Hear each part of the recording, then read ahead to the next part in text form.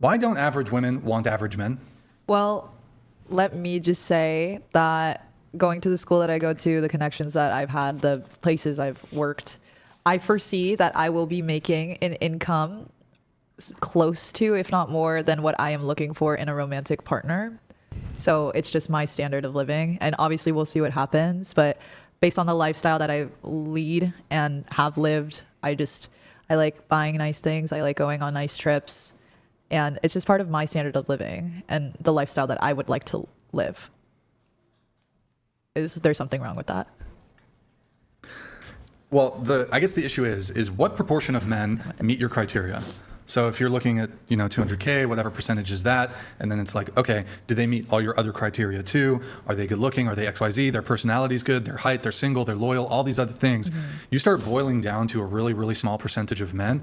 Most women, even removing income entirely from the conversation, women are incredibly picky to begin with. So it's like you're just adding on another layer of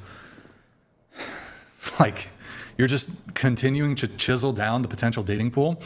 I'm just saying, man, a lot of average women don't want average men. And that includes average income. I'm not going to lie. We got a table full of average women. Speak for yourself. I think I'm an average guy.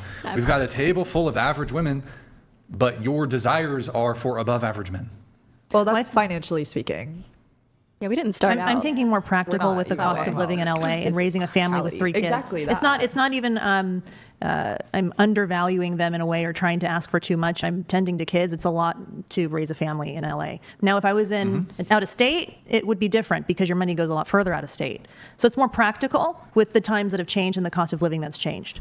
That's it. Also, I don't think a single one of us here said something that we're not willing to bring to the table either. Right. All of us would be happy to make that much money. Right, but as well. Men don't really care about the money that you bring to the table. So I get that you're bringing that thing, but it doesn't make you more attractive. And oftentimes your career, your money, your success, all this stuff, it's usually never a plus for the guy.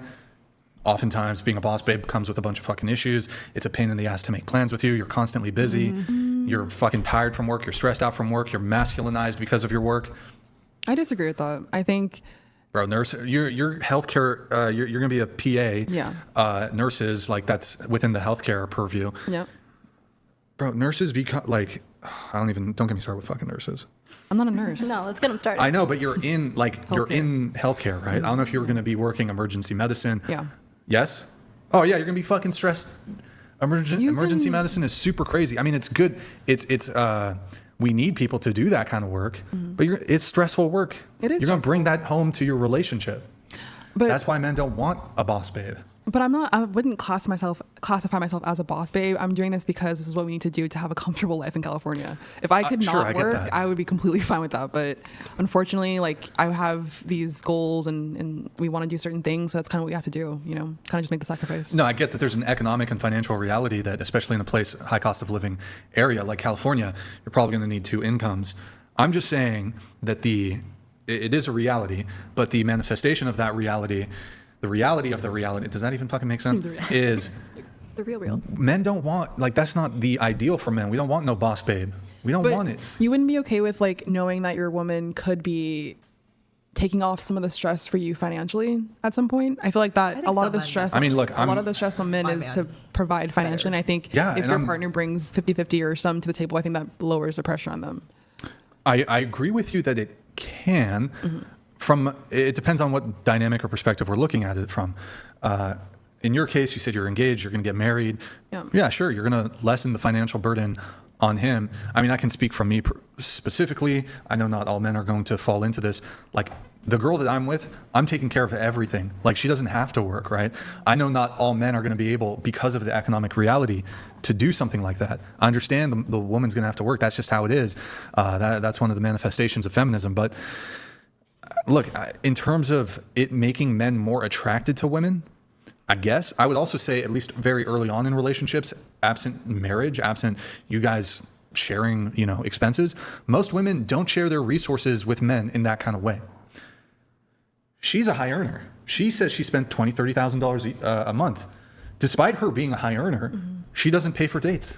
She offers. She doesn't want to pay for dates. She wants the guy to pay for dates. So it's funny, even when women do make money, the reason we don't care about y'all money, even if you do make it, you don't share your resources with us the same way we share our resources with you. I think that's just her situation, though. It's most women who make money, women, I guess I'll give women credit to some. Men are simps out here. Men are getting finessed, and just women are smart with their money. You will keep your money to yourself. And you could be, there's a famous, like, or not famous, a viral TikTok of this young guy who's dating this girl. And he was like, yeah, I pay for everything. I pay for dates.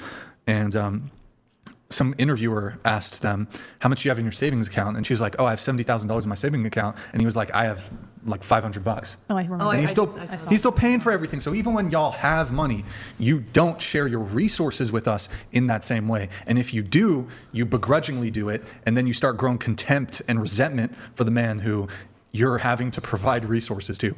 So men and women move very, very differently. I don't know why that is, though. What do you? It's not, it what's your doesn't come theory? natural to y'all. You're not built to be providers. Not you built think to it's provide for men. instinctual? Oh, you're turned. Oh my God, I have to Biological. pay for a dude. Oh my God, pussy You don't dry. think that's societal though? You think that was truly just innate, born in us? I feel like that was just what society. Yeah, is it's society taught us. too. Okay. Yeah, sure, it's society too. But I don't think women, like it probably goes down to men went out and hunted. Right. It's We providing on that gathered level. the berries and the men There's some hunted. evolutionary psychology component to it. Totally. But I don't know. I don't see a bunch of women are making a bunch of money. They're doing good. Most women in major cities, they're earning just as much as men, if not more. I don't see these women dying to take out men. Because we see- don't need men, we want men. I don't. How does that compute with what I just said?